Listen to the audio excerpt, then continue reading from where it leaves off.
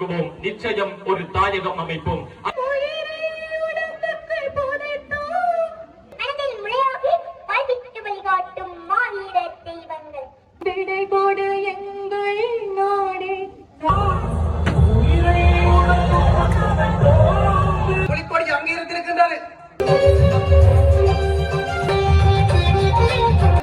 மைசூடன் திரிய போகின்ற இளைஞர்கள் இருக்க போகின்றார்களா?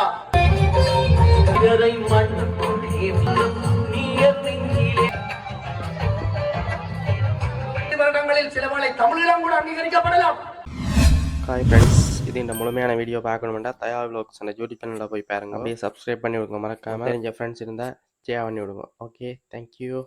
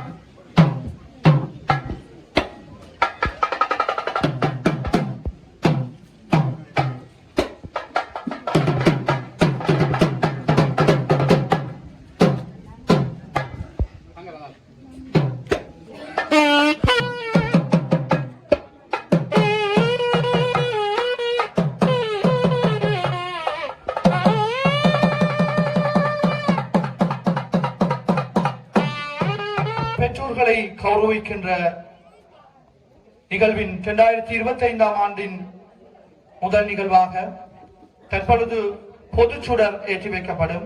முத்துக்குமார் கௌரிமலர், முத்துக்குமார் நிசாந்தினி ஆகிய 2 மாவீரர்களை நாட்டுக்காக அர்ப்பணித்த தாய் முத்துக்குமார் நிமலாம்பிகை அவர்களை இந்த பொதுச்சுடரினை ஏற்றி வைக்குமாறு கேட்டுக்கொள்கிறோம்.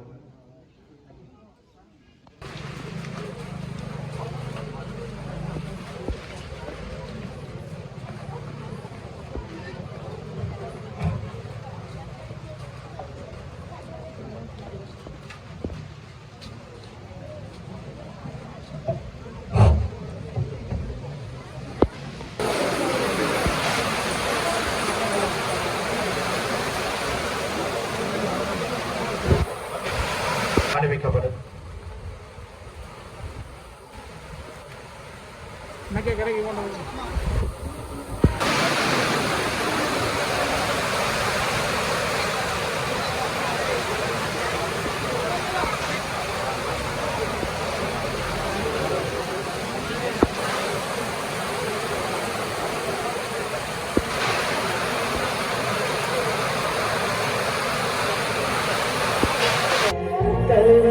துணையாக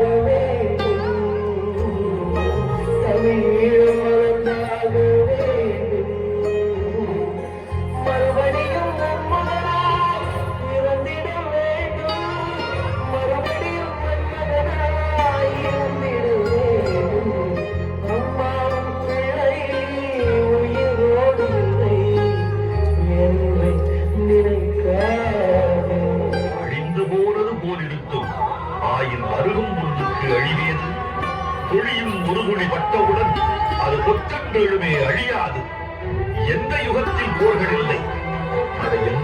யுகத்தில் தோல்வி இல்லை.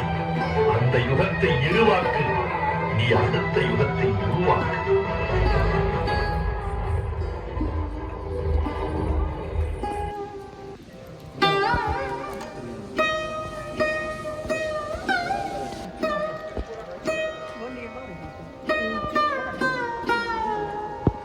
மலர் மாலையை அணிவிக்கலாம்.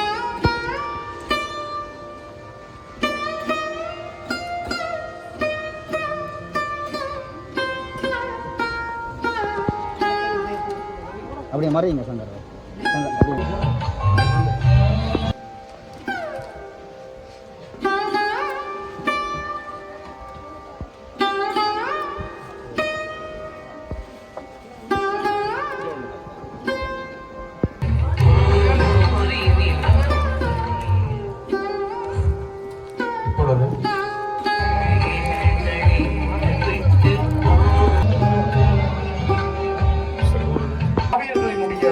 கனவுகளும் நனவாகுகின்ற தாயக கனவுக்காக தங்களுடைய இன்னுயிர்களை ஈகம் செய்த அந்த மாவீரர்களுக்காக நாங்கள் இப்பொழுது அனைவரும் ஈகச்சுடரை ஏற்றுவதற்கு தயாராக இருக்கின்றோம்.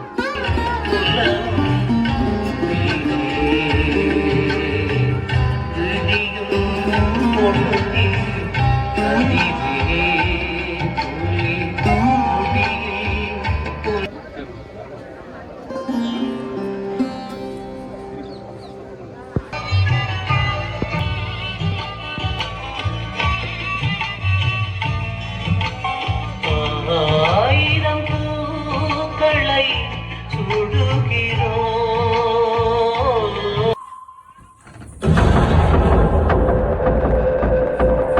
இது ஒரு மாவீரர் பொற்காலம். உங்கள் கொடி எங்கள் நாடே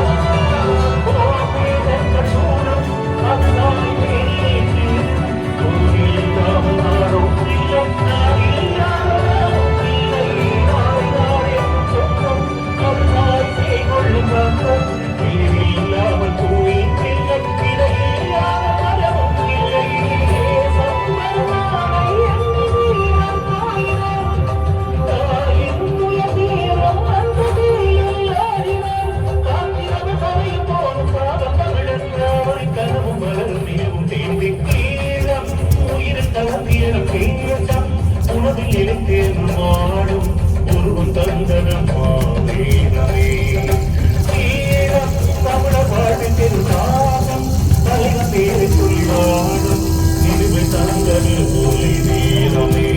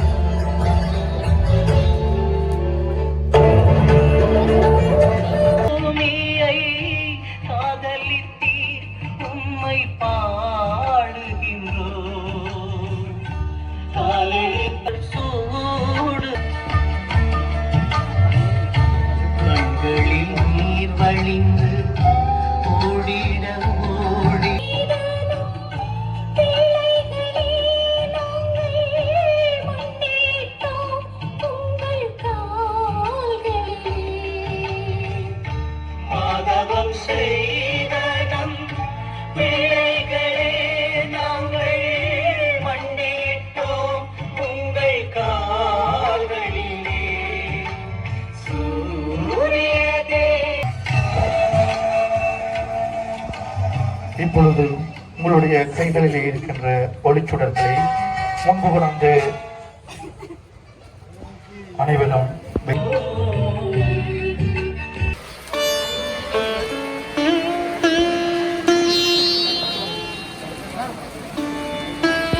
இந்த மண்ணிலே சங்கமித்துக் கொண்டிருக்கின்ற இந்த நேரத்திலே உங்களுடைய கைகளிலே இருக்கின்ற அவர்களுடைய முகங்களை காணுகின்ற அந்த ஒளிச்சூட்டிகளை முன்பு கொண்டு வைத்துவிட்டு உங்களுடைய இடங்களிலே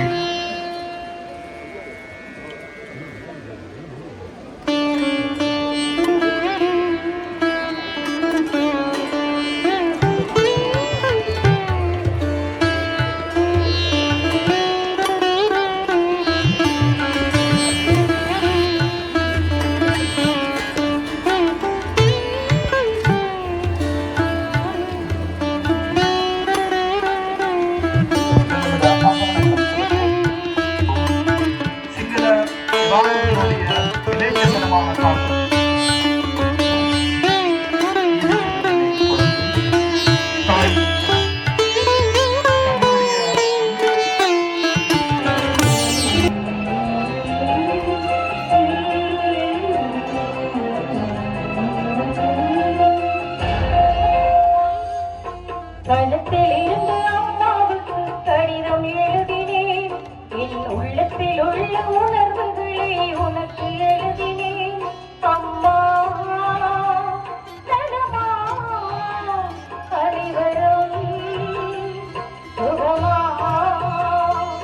அம்மா நலமா, அனைவரும் சுகமா.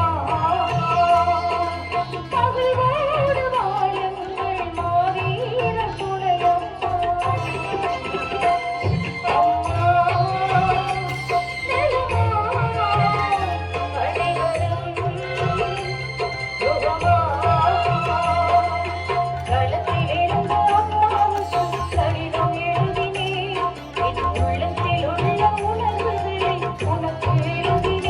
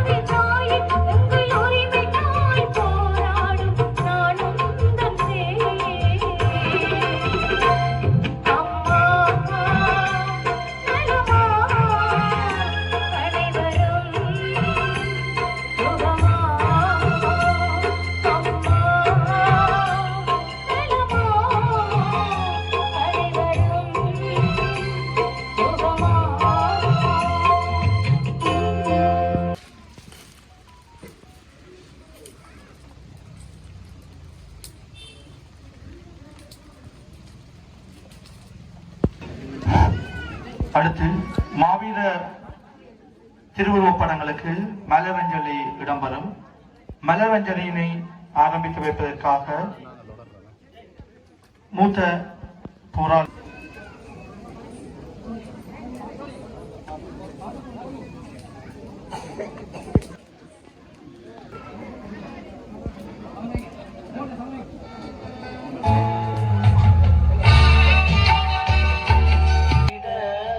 கைகளினால் மலர் சூடுகின்றோ. கண்களில் நீர்வழி நாயக பூமியை காதலித்தே உம்மை பாடுகின்றோம். கலந்து கொண்டிருக்கக்கூடிய வணக்கத்துக்குரிய மாவீரர்களுடைய பெற்றோர்களே, மாவீரர்களுடைய துணைவியர்களே, மாவீரர்களுடைய பிள்ளைகளே, மாவீரருடைய உரித்துடையவர்களே, ஊரின் உறவுகளே, படங்களுக்கு மாலை சூடுவது, கூடியிருந்து அழுது தேக்கிக் கொள்வது என்று இந்த சடங்கு கடந்த பல ஆண்டுகளாக நீண்டு கொண்டிருக்கிறது. பல பேர் சொல்கிறார்கள் 2009ஆம் ஆண்டோடு எல்லாம் முடிந்து விட்டது, உங்களுடைய பிள்ளைகளுடைய தியாகங்கள் வீணடிக்கப்பட்டு விட்டன,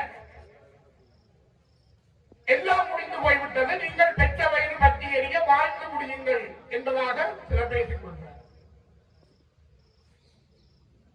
எல்லாம் முடிந்து விட்டது என்பதுதான் பிறரிடம் இருக்கின்றேன் தன்மை.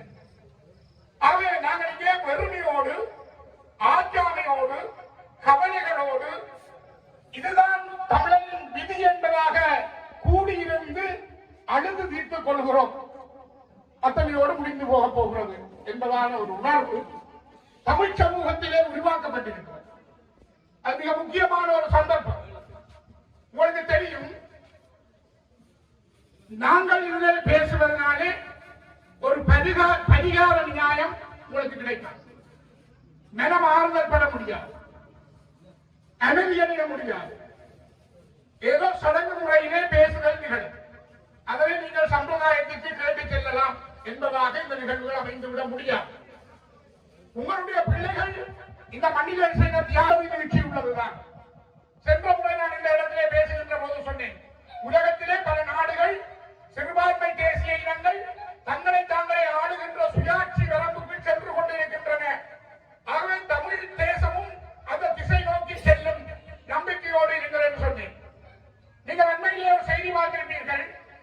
பலஸ்தீன விடுதலை இயக்கம் PLO என்று அறியப்பட்ட ஜாசிர் அரபாத்தினுடைய தலைமையிலே சுதந்திரத்துக்காக போராடிய தேசம் 3 அடுக்கு போராட்டங்களை அது செய்தது.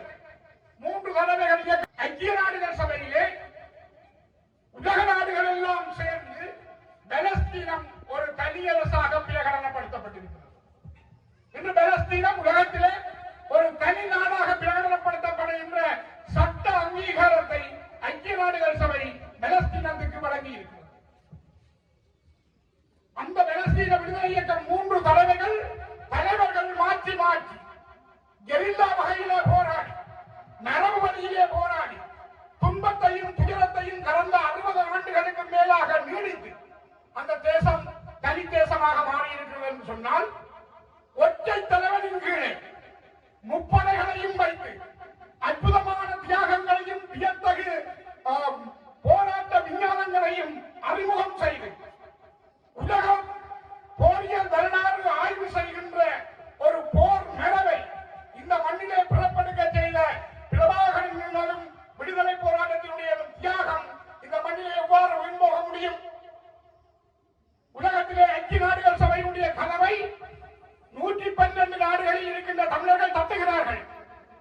மனித உரிமை வேலை என்றும், சர்வதேச விசாரணை என்றும், இனப்படுகொலை என்றும், சிறுபான்மை தேசிய இனங்களுக்கு நீதி வழங்க வேண்டும் என்று கேட்டு உலகத்திலே இருக்கிற தமிழ் சமூகம் இந்த விட்ட இடத்தில் இருந்து போராடி கொண்டிருக்கிறது.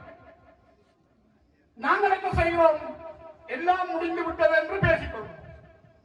ஆகவே உலகத்தினுடைய தத்துவார்த்த நிலையிலே, உலகத்தினுடைய அரசியல் அறிவியல் பார்வையிலே ஒரு தேசிய இனங்களுக்கு இருக்கக்கூடிய ஆட்சி உரிமையை உலக சமுதாயங்கள் மறுக்க முடியாது. அதற்காக செய்யப்பட்ட விலைகள், அதற்காக செய்யப்பட்ட போராட்டம், அதற்காக செய்யப்பட்ட தியாகங்கள், அதன் பின்னாலும் ஆயுத போராட்டத்தின் பின்னாலும் இன்று வரை வளர்ந்து வருகின்ற இந்த அரசியல் போர் அரங்கை உலகம் நிராகரித்து விட முடியாது என்பதைத்தான் பலஸ்தீன விடுதலை காட்டியிருக்கிறது. ஆகவே அன்புக்குரியவர்களே, பேசுகின்ற போது கடினமானதாக இருக்கும். எங்க தேசம் மலரும் என்று ஒரு எரிச்சலும் வரும்.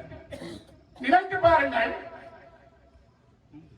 இன்று தென்னிலங்கையிலே ஆட்சியாளர்களாக இருக்கின்ற JVP இந்த 30 ஆண்டுகளுக்கு முன்னர் தன்னுடைய சொந்த அரசாங்கத்துக்கு எதிராக ஆயுதம் தூக்கி போராடி இலங்கையிலே பயங்கரவாதிகள் என்று பெயர் பெற்றார்கள்.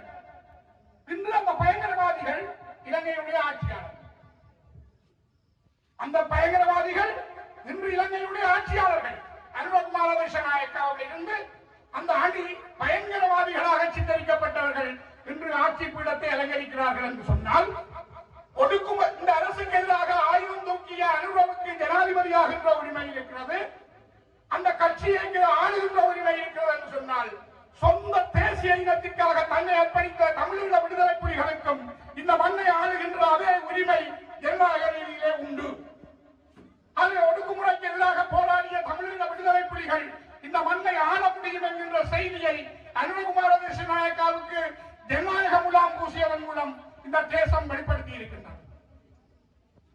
இந்த தேசத்தை உருவாக்குகின்ற பொழுது ஏபிபி உருவாகிற பொழுது இந்த ஆட்சிக்கு வருகிற போது அவர்கள் சொன்னார்கள், நாங்கள் சிங்கள பிரபாகரன்கள், நாங்களும் இந்த தேச ஜெயத்துக்காக போராடினோம், ஆயுதம் தூக்கினோம், அவை நாங்களும் சிங்கள பிரபாகரன்கள் என்று சொன்னார்கள். என்று சொல்லித்தான் எங்களுடைய வாக்குகளை பெற்று ஆட்சிக்கு வந்தார்கள். எங்களுடைய மக்களிலும் பலர் அவர்கள் சிங்கள பிரபாகரன்கள் எங்களுக்கு நல்லதை ஆக்குவார்கள் என்று சொன்னார்கள். நேற்று முன்தினம் முதல் நாள் பாராளுமன்றத்திலே விமல் ரட்நாயக்கா அவர்கள் உரையாற்றினார். பிரபாகரனும் போராளிகளும் போதை பொருள் விட்டார்கள். யார் அந்த போராளிகள்? உங்களுடைய பிள்ளைகள் போதை பொருள் வியாபாரத்தில் ஈடுபட்டார்கள் என்று விமல் ரட்நாயக்கா பாராளுமன்றத்தில் சொன்னார். அடுத்த நாள் புத்தர் சிலையை கொண்டே வைத்தார்கள்.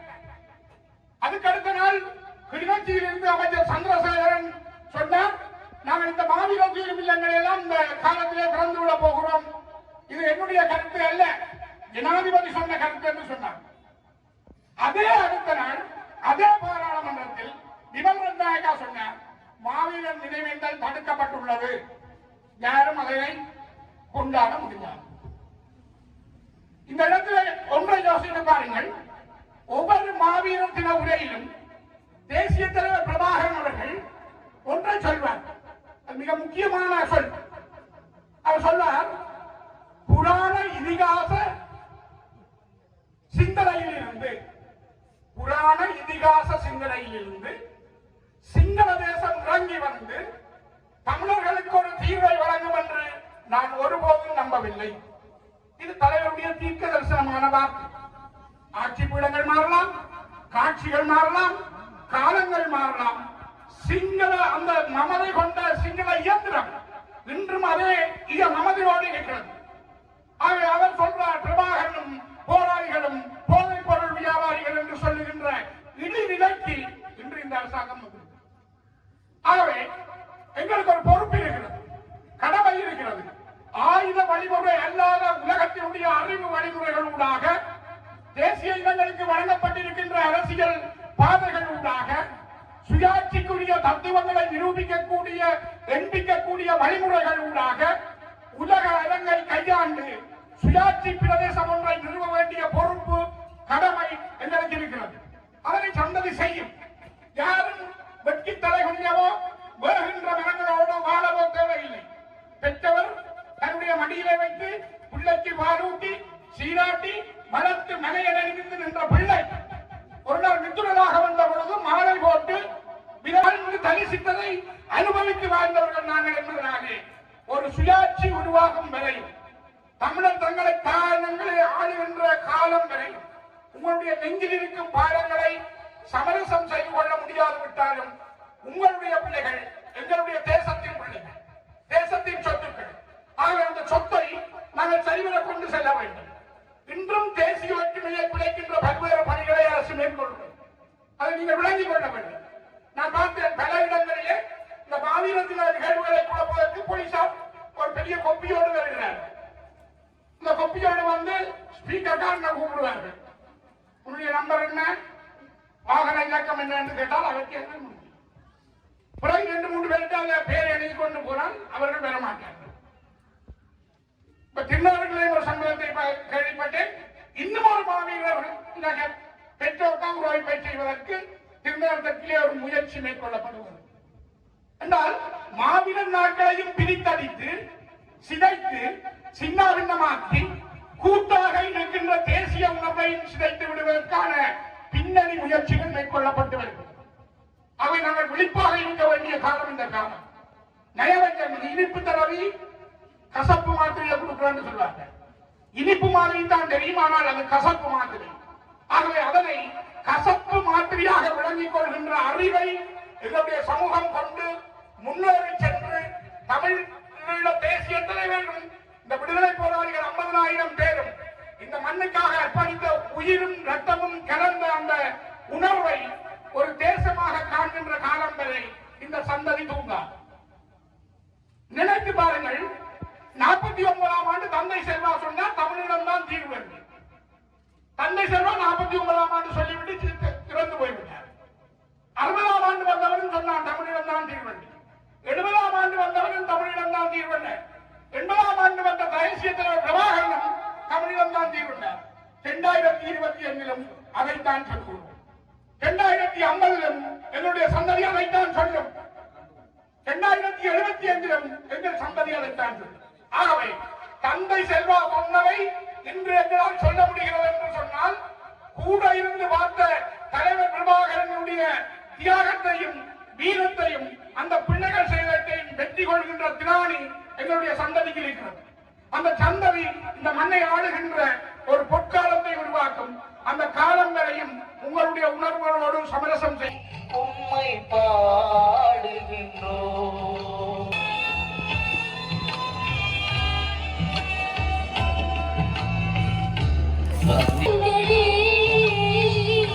செங்கனி வாய் திறந்து செல்வங்களே ஏதும் சிறப்போக்களை சூழுகிறோ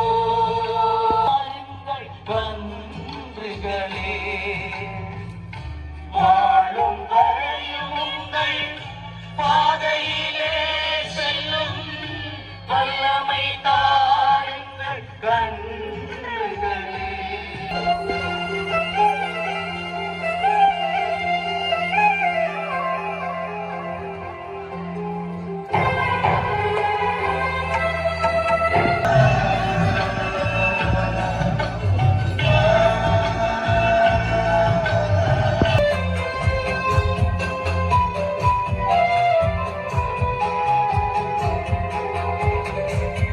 கனிகளுமே கதறுதம்மா, கனிகளுமே கதறுதம்மா, கண்ணீரில் மூழ்குதம்மா, மாவீர கல்லறைகள் அழுது கண்ணீரில் புரழுதம்மா, கருவறைகள் மரபங்களாயிருந்து எம் தமிழ் மானம் காக்குவரே, இரவாமல் இருக்க நாம் வாழ்த்து தந்து எம் உயிர் காத்த அந்த உத்தமரை இந்த நிலையிலே நினைத்துக் கொண்டு மாவீரர் நாள், மாவீரர் பெற்றோர் கௌரவிப்பு எங்களுடைய சமுதாயத்தில் ஒரு சடங்காக மாறி, எங்களுடைய உரிமையாக மாறி, இன்று இந்த நிலத்திலே நாங்கள் எங்கள் உயிர் காத்த அந்த உத்தமர்களின் பெற்றோரை கௌரவித்துக் கொண்டிருக்கின்றோம். உயிர் காத்த அந்த உத்தமர்கள் யார்? இள வயதிலே தங்களுடைய இளமையை தொலைத்து என்று கூறுவார்கள். ஆனால் உயிர் காத்த அந்த உத்தமர்கள் தங்களுடைய இளமையை தொலைத்தவர்கள் என்று நான் கூற மாட்டேன். மாறாக இளமையின் பெருமதியை உணர்ந்து, இளமையில் என்ன செய்ய வேண்டும், இளமையில் எதை சாதிக்கலாம், இளமையினால் எதை அடையலாம் என்று இளமையின் பெருமதியை உணர்ந்து தங்களுடைய இளமையின் சுகங்களை, தங்களுடைய இளமையின் அனுபவங்களை, தங்களுடைய இளமையின் மகிழ்ச்சியை இந்த நாட்டிற்காக, எங்களுடைய மக்களுக்காக, எங்களுடைய இனத்திற்காக, எங்களுடைய எதிர்கால சந்ததியர்களுக்காக இளமையின் சுகங்களை துச்சம் என மதித்து தங்களுடைய இன்னுயிரை தியாகம் செய்த, தங்களுடைய இன்னுயிரை ஈகம் செய்த அந்த உத்தமர்களை நாங்கள் இன்று மனதில் இருத்தி அவர்களுடைய பெற்றோரை கௌரவித்துக் கொண்டிருக்கிறோம். கொடுக்க போகும். மீண்டும் சொல்கிறேன், நேற்றைய இளைஞர்களால் நான் இந்த மண்ணிலே நின்று கொண்டிருக்கின்றேன். இன்றைய இளைஞராக இருக்கின்ற நான் நாளைய இளைஞர்களுக்கு என்ன கொடுக்க போகிறேன் என்று இன்றைய இளம் தலைமுறையை கேட்டார்.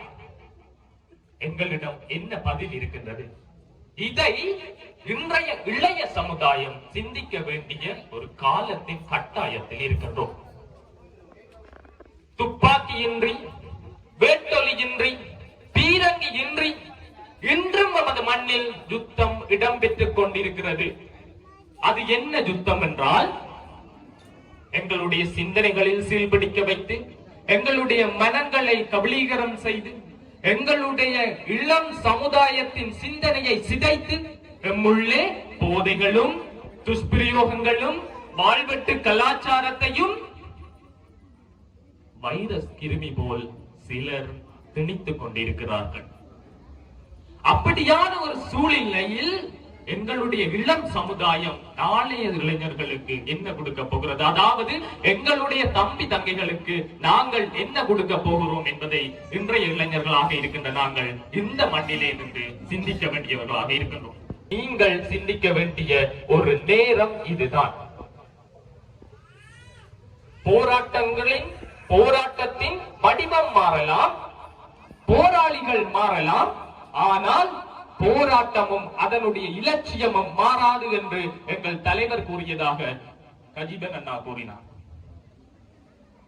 ஆனால் இன்று எமக்கு கத்தியின்றி, துப்பாக்கியின்றி, வேட்டொலியின்றி நடந்து கொண்டிருக்கின்ற யுத்தத்தில் நாங்களும் பங்கெடுக்கின்றோமா, அல்லது அந்த யுத்தத்துக்கு நாங்களும் பகடக்காய்களாகி அந்த யுத்தத்துக்கு எங்களை நாங்கள் இழந்து விட்டோமா? எங்கள் கொள்கை வீரரின் காலடி மண்ணிலே, கொண்ட லட்சியம் குண்டிராத எங்கள் கொள்கை வீரரின் காலடி மண்ணிலே நின்று கொண்டு ஒரு போர்க்கொடி தூக்குவோம். நிச்சயம் ஒரு தாயகம் அமைப்போம். அந்த போர்க்கொடி துப்பாக்கி தான் என்பது அல்ல, அந்த போர்க்கொடி கத்தி அல்ல, ரத்தம் அல்ல, மாறாக எங்களுடைய அடுத்த சந்ததியை சரியான வழியில் வழிநடத்துகின்றதாக அமையட்டும். அனைவருக்கும் நன்றி, வணக்கம்.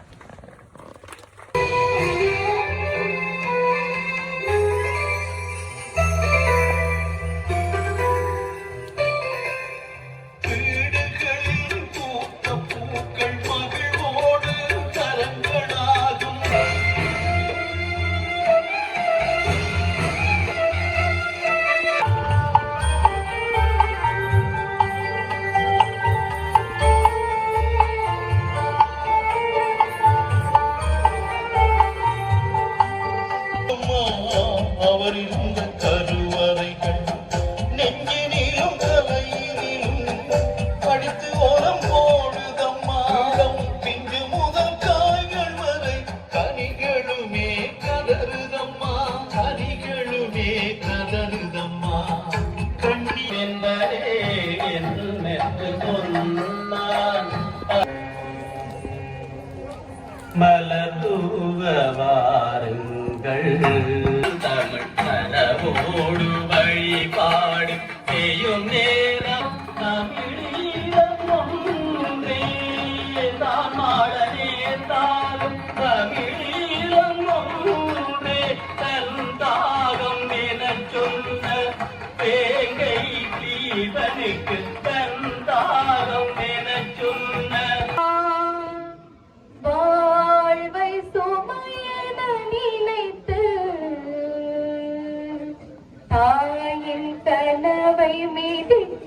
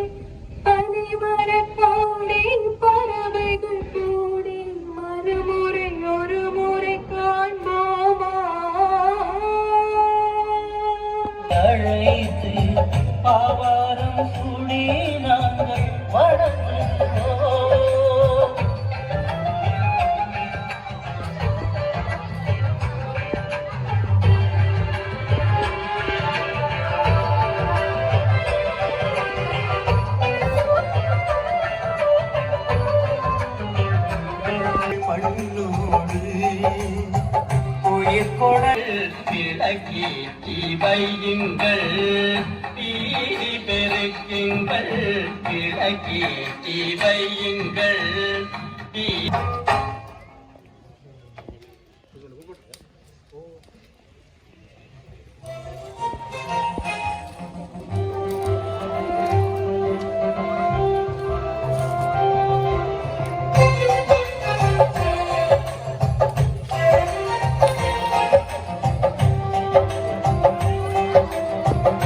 தங்கள் இன்னுயிர்களை அர்ப்பணித்த மாவீரர்களினுடைய பெற்றோர்கள், அவர் தம் மனைவியர்கள், அவர்களின் பிள்ளைகள் இணைந்து தங்களுடைய உறவுகளை நினைவு கூர்ந்த நேரம். இந்த வழிபாட்டு நேரம் நிறைவுக்கு வர இப்பொழுது வரவேற்பு நடனம்.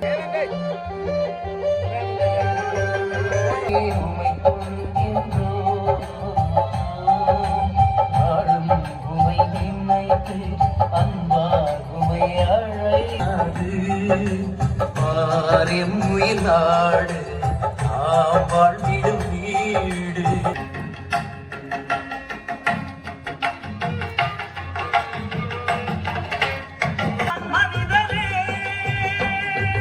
மரணம் தானே முடிவு என்று புலம்பும் மனிதனே, இந்த மரணம் வென்றும் வாழ்க்கை உண்டு உணரு மனிதன்.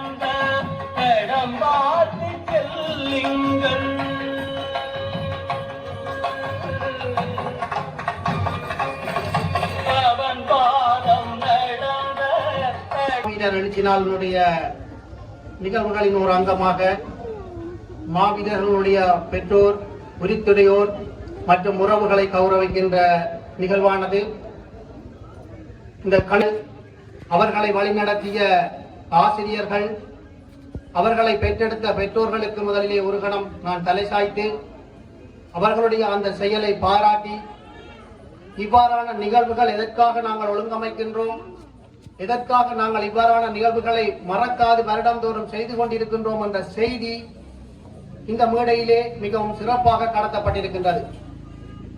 எங்களுக்காக ஒரு சந்ததி மாவீரர்களாக, இனத்தின் விடுதலைக்காக, ஒரு தமிழீழ மண் என்ற ஒரு சுதந்திர மண் மலர வேண்டும் என்பதற்காக தங்களுடைய இளமை காலங்களை துறந்து சுகபோகங்களை மறந்து இந்த மண்ணிலே ஒரு போராடி மாவீரர்களாக அவர்கள் ஆகுதியாகி இருக்கின்றார்கள்.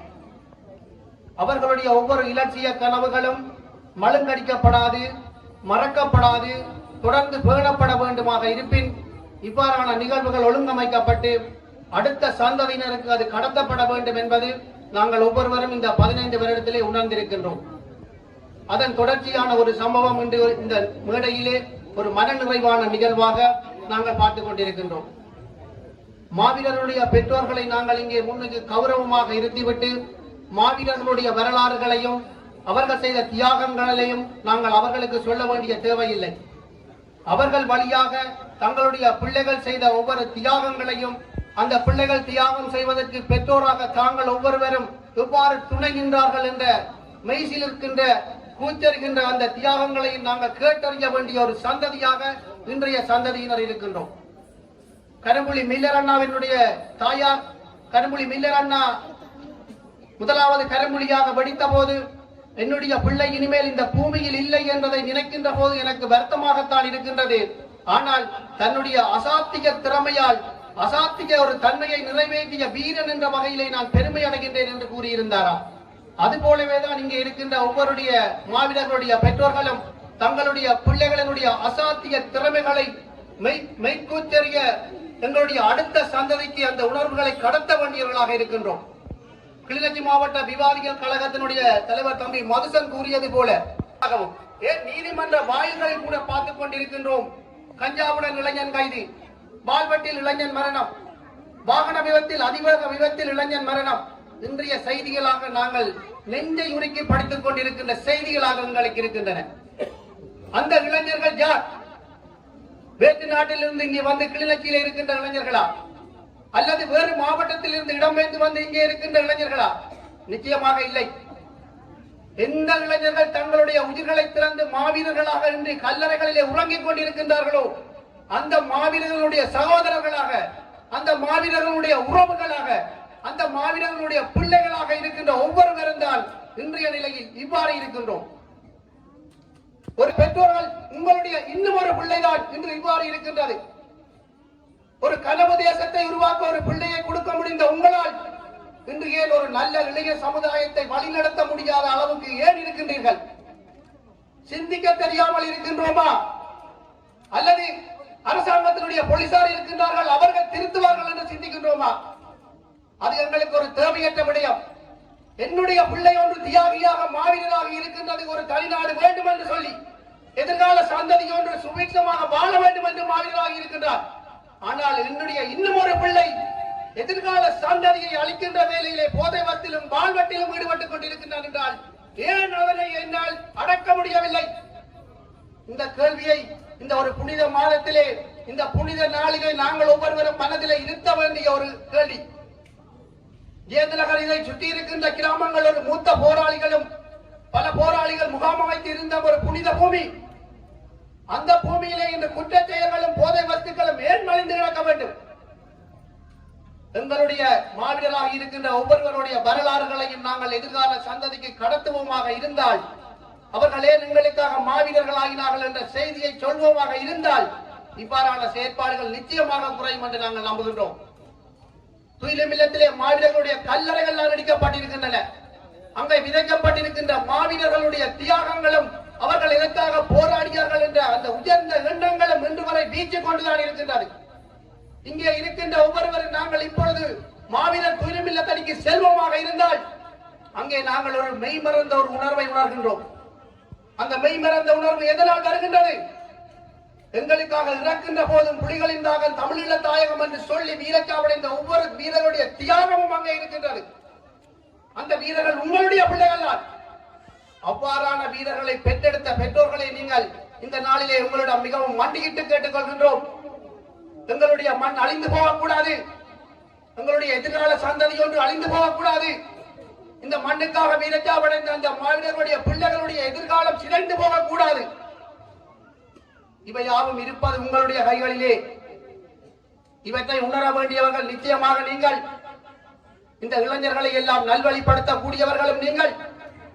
ஒரு நாட்டை அமைப்பதற்கு ஒரு போராளியை மாவீரனாக கொடுக்க முடிந்த உங்களால் இந்த இளைஞர்களை நல்வழிப்படுத்த முடியும் என்ற நம்பிக்கை எங்களிடம் இருக்கின்றது. அரசியல் போராட்டம் கடந்த வாரம் கனடாவிலே இருக்கின்ற ஒரு மாகாணம், ஒன்றிய மாகாணம் தமிழகத்தினுடைய தேசிய கொடியாக புலிக்கொடி அங்கீகரித்திருக்கின்றது. இன்னும் 15 வருடங்களில் சிலவளை தமிழீழம் கூட அங்கீகரிக்கப்படலாம். ஆனால் அந்த சுதந்திர தமிழீழத்திலே யார் இருக்க போகின்றார்கள்? கைந்தாவுடனும் ஐசுடனும் திரிய போகின்ற இளைஞர்கள் இருக்க போகின்றார்களா? அல்லது இப்பொழுது இருக்கின்ற மூத்தவர்கள் உங்களால் சரியாக வழிநடத்தி கொண்ட அடுத்த ஒரு சிறந்த தலைமைத்துவம் கொண்ட தலைவர்கள் ஆள போகின்றார்களா? இதற்கான பதில்களும் உங்களிடம் தான் இருக்கின்றது.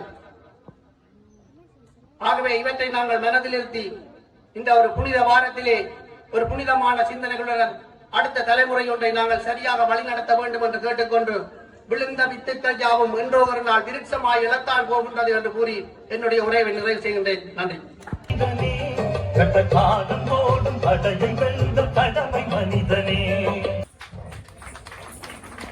கார்த்திகை மாதம் ஹாய் ஃப்ரெண்ட்ஸ், இது இந்த முழுமையான வீடியோ பார்க்கணுமெண்டா தயா விலாக்ஸ் அந்த யூடியூப் சேனலில் போய் பாருங்க. அப்படியே சப்ஸ்கிரைப் பண்ணி விடுங்க. மறக்காமல் தெரிஞ்ச ஃப்ரெண்ட்ஸ் இருந்தால் ஷேர் பண்ணி விடுங்க. Okay, thank you.